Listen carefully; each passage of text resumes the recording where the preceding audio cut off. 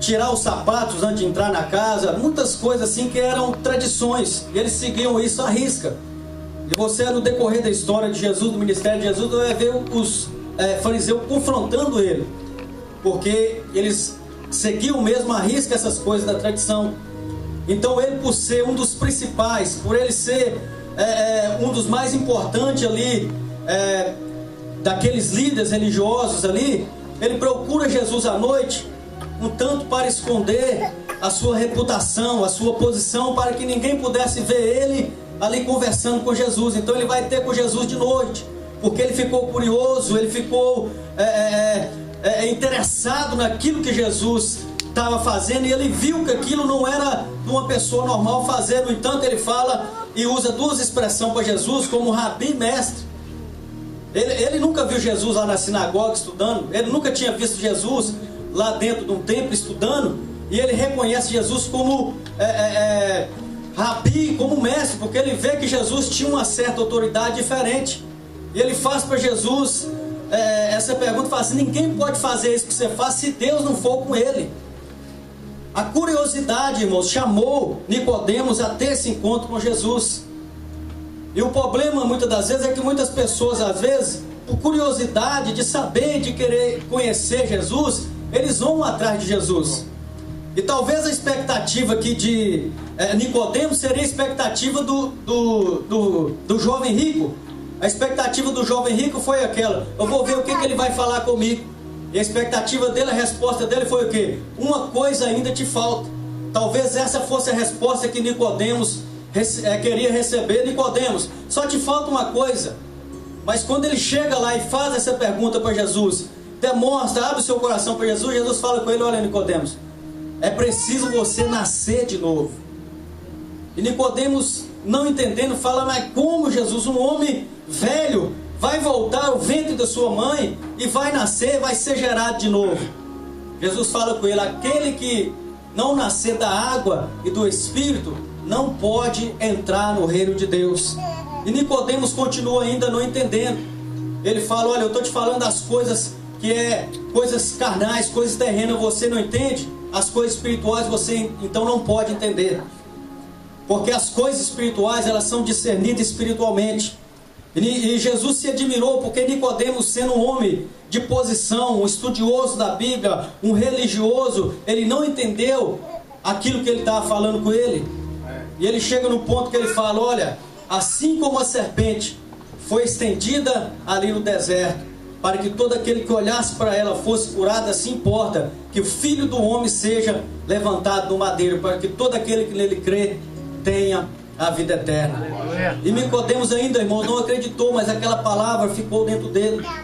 Já vou lá no final da história de Nicodemos. Se você for ver a vida dele, 3 vezes fala da história da vida dele aqui. E lá no final, no livro mesmo de João, no capítulo 19, ele é um dos que defende Jesus perante o Sinédrio. E quando ali José de Arimateia empresta também o sepulcro para Jesus, Nicodemos está presente. Isso indica, a história indica que Nicodemos se converteu, mudou de vida, nasceu de novo. Ele entendeu no decorrer da vida o que era que Jesus estava falando, nascer de novo. O que significa, irmãos, para nós hoje esse nascer de novo? Quando você entrega a sua vida para Jesus, quando você confessa Jesus como seu suficiente Salvador, você automaticamente no mundo espiritual, você recebe esse novo nascimento. Você recebe o Espírito Santo dentro de você e você nasce espiritualmente. É isso que Jesus estava querendo falar para Nicodemos. É isso que Jesus estava querendo ensinar para Nicodemos. Não era um nascer natural da carne, que quando ele fala que nascer da água do Espírito, ele não estava falando nascer da água que sai ali da bolsa, do útero que estoura ali da mulher. Não era isso que ele estava falando. A água que é um símbolo de purificação, um símbolo de limpeza, um símbolo de lavagem, que ele teria que aceitar e receber, porque Nicodemos entendia muito disso que Jesus estava falando. Por exemplo, ele, por ser fariseu, ele entendia que a água era um símbolo de purificação para eles, era um símbolo de limpeza, era um símbolo de santidade, de pureza. E mesmo assim Jesus entrou nesse símbolo da água para que ele entendesse que ele estava falando de limpeza, estava falando de purificação, estava falando do novo nascimento. E ele não entendeu. E muitas das vezes, nós como cristãos, nós passamos e começamos a viver determinado tempo da nossa vida como religiosos. Só convertemos, aceitamos a Jesus e continuamos seguindo a vida religiosa, tradicional, vindo nos cultos, praticando a oração, lendo a Bíblia. E é necessário mudança, é necessário nascer de novo, é necessário diariamente nós termos essa comunhão com Deus. E aqui ele fala: olha, Nicodemos, é necessário que você nasça da água, que você nasça do Espírito. Ele estava falando que era necessário ele deixar aquela natureza que ele tinha, aquela natureza do pecado, porque a Bíblia diz que como por um homem entrou o pecado no mundo, assim entrou a morte, e também pela morte todos os homens morreram, porque todos pecaram. Nós precisamos deixar que esse novo nascimento ele gere a cada dia, essa semente ela germina a cada dia, ela frutifica a cada dia, e nós venhamos morrer essa natureza carnal, nós venhamos nos desposar desse velho homem.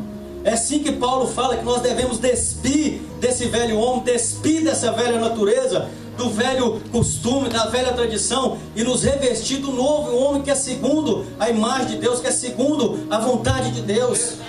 É preciso, irmãos, nascer de novo. Aqui no versículo 6, ou no versículo 7 fala, é necessário. Por que é necessário? Ver a Deus é uma coisa, agora entrar no reino de Deus é outra coisa. Um exemplo é que muitas pessoas viram a terra prometida, mas nem todos puderam entrar na terra prometida.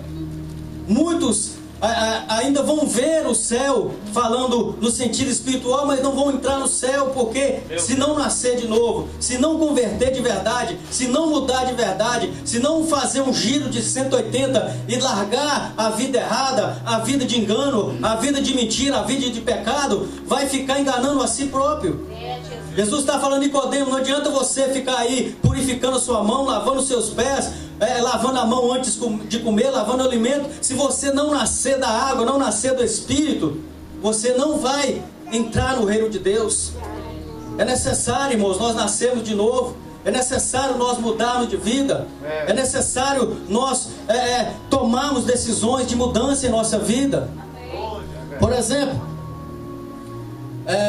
muitas pessoas, até eu mesmo já usei essa expressão: se eu pudesse voltar atrás, como a minha vida seria? Se eu pudesse voltar atrás, acho que eu faria tudo novamente.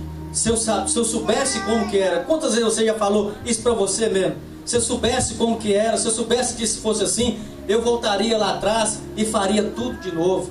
Ainda é tempo, irmãos. Ainda é dia de oportunidade. Ainda é dia de mudança, ainda é dia de nós vermos o que é necessário para a minha vida, o que é necessário para a sua vida, o que é necessário para nós termos mais intimidade, mais comunhão, mais experiência com Deus, o que é necessário mudar na nossa vida, aonde nós precisamos nascer de novo, aonde nós precisamos converter o nosso caminho, a nossa direção, os nossos olhos, o nosso pensamento, a nossa maneira de falar, de agir, de tratar as pessoas. Aonde é necessário? É necessário nascer de novo, é necessário mudar para que nós possamos entrar no reino de Deus. E aqui ele fala que assim como a serpente foi estendida ali no deserto, importasse que ele fosse estendido ali no madeiro, porque ele levou sobre si todas as nossas dores, todas as nossas enfermidades. Ele se fez maldição por nós, ele se fez maldito por nós naquele madeiro. Nós temos que dar mais valor a esse sacrifício. Por que ele faz menção desse texto ali de Moisés? A Bíblia diz que o povo estava andando ali e apareceu umas serpentes, umas áspides ali, e picava o povo ficava enfermo e muitos morreram. E Deus falou: Moisés, levanta, estende e faz uma serpente de bronze, e todo aquele que for picado por essa serpente, quando ele olhar para mim, ele vai ser salvo, ele vai ser curado. Jesus estava querendo mostrar aqui e falar para nós que o veneno da serpente, nós também fomos picados por ele. A serpente Satanás um dia picou um homem e o pecado entrou no mundo, entrou na humanidade e todos pecaram. Então todos precisam do remédio, do antídoto para curar essa picada, para tirar esse veneno. E esse remédio é o sangue de Jesus. Esse remédio para nos levar, para nos conduzir à vida eterna é o sangue de Jesus. Se nós não formos lavados pelo sangue, se nós não formos remidos pelo sangue, a picada, o veneno ainda vai ter efeito e muitas pessoas vão continuar pecando, errando e vivendo uma vida de pecado porque o antídoto ainda não fez efeito. O sangue de Jesus na nossa vida, irmãos, é que faz efeito para nos purificar, para nos lavar, para nos regenerar, para nós continuarmos nessa vida, nessa novidade de vida.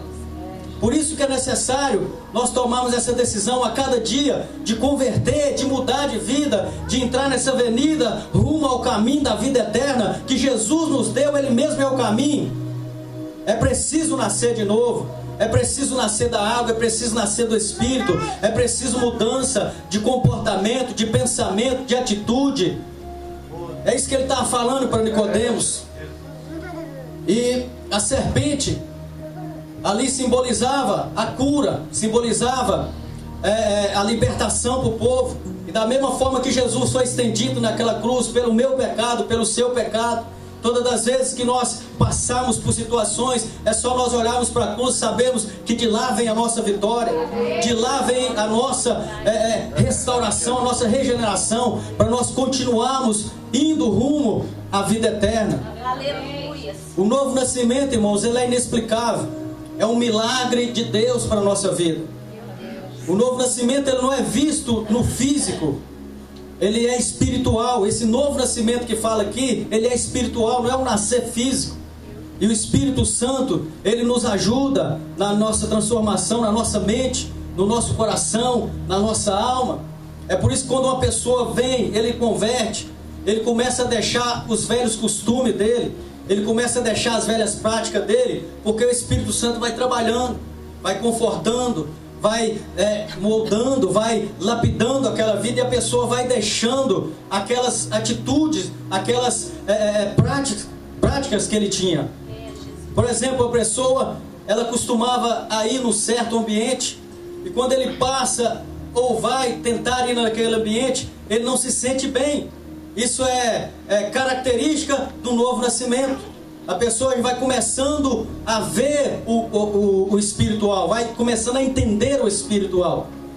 E é isso que Deus está chamando a nossa atenção nessa noite. É necessário nascer de novo, é necessário mudar de vida, é necessário pedir a Deus essa ajuda, porque sem Ele é impossível. O novo nascimento, irmãos, é o princípio da nossa caminhada e da nossa meninice, para nós irmos para a vida eterna. E a vida, ela tem as fases, como a vida cristã também tem a fase. É o bebê, ele começa a andar, ele começa a caminhar, ele começa a ter suas próprias vontades, ele começa a conhecer o mundo, ele vira adulto, ele vira uma pessoa madura, ele cresce, e assim a vida espiritual. Nós passamos pela fase do nascer de novo, nós passamos pela fase da criancice, da meninice, nós passamos pela fase de chegarmos adultos, e nós temos que chegar na fase também de sermos maduros espiritualmente, chegar à estatura do varão perfeito a qual Deus quer. É essa a nossa caminhada que nós temos que ir rumo à vida eterna. Se coloque de pé no seu lugar. A palavra de Deus nos diz, lá em Ezequiel, capítulo 36, fazendo menção também desse texto, é uma aliança que Deus iria fazer no futuro com o povo dele. A Bíblia diz que ele pegaria água pura, aspergiria água pura, limpa, para purificar o seu povo, colocaria um coração novo, colocaria um espírito novo. E nessa noite Deus, Ele nos dá a oportunidade, nós falamos: Deus, eu quero nascer de novo, eu preciso nascer de novo, eu quero a cada dia pôr a minha vida na Tua presença, eu quero morrer, meu Deus, para esse mundo, eu quero morrer para essa natureza pecaminosa. O apóstolo Paulo mesmo, ele bate muito em cima desse tema, sobre as duas naturezas, porque nós, por causa do pecado de Adão, nós também nascemos com a natureza do pecado. Nós devemos diariamente lutar para matar essa natureza. Ele fala: o mal que eu quero fazer, esse eu não faço, mas o bem que eu quero fazer, esse eu não consigo fazer, porque há uma luta entre o espírito e a carne, há uma milícia entre o penhor do espírito e o penhor da carne. A carne quer fazer isso, a carne quer desejar isso, a carne almeja isso, mas o Espírito Santo de Deus também nos impulsiona e nos comanda e nos direciona, porque a Bíblia diz que todo aquele que é guiado pelo Espírito, conduzido pelo Espírito de Deus, ele também vive no Espírito de Deus. E ele fala que nós devemos ser nascidos do Espírito. Nós precisamos buscar, irmãos, mais intimidade com o Espírito Santo, porque quando nós temos mais intimidade com Ele, você vai andar por um caminho, Ele fala: não vai por esse caminho, porque esse caminho é um caminho de engano, é um caminho de mentira. A Bíblia nos mostra que essa intimidade é possível. Por exemplo, o apóstolo Paulo ia passar por um caminho, e a Bíblia diz assim, ó: impelido pelo Espírito Santo de Deus, ele foi impedido de ir por aquele caminho. A intimidade com Deus, ela nos leva a esse nível. Nós precisamos chegar nesse nível de intimidade com Deus. É possível, mas para isso é preciso nascer de novo. E vai ter um dia aonde não vai existir mais choro, não vai existir mais ranger de dente, não vai existir mais tristeza, não vai existir mais angústia.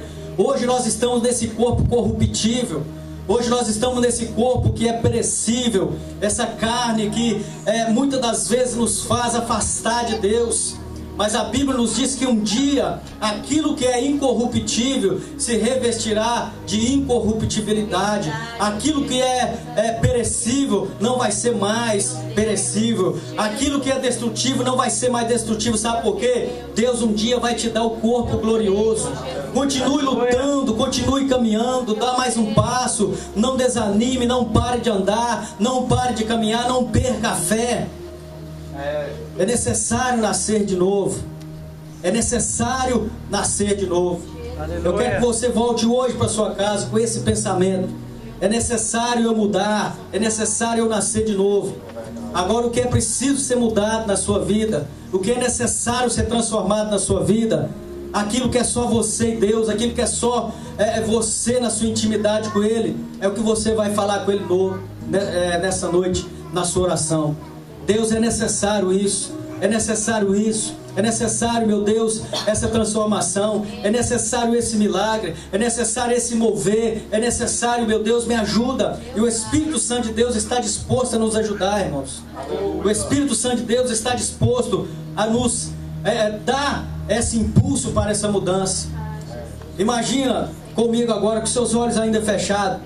Eu não sei se você já teve essa experiência um dia na sua vida, de passar perto de um lugar aonde está tendo uma festa, e aquela festa está boa, aquele lugar está bom, você sente por lá de fora que aquilo está num clima tão gostoso, mas você não pode entrar, você está só vendo.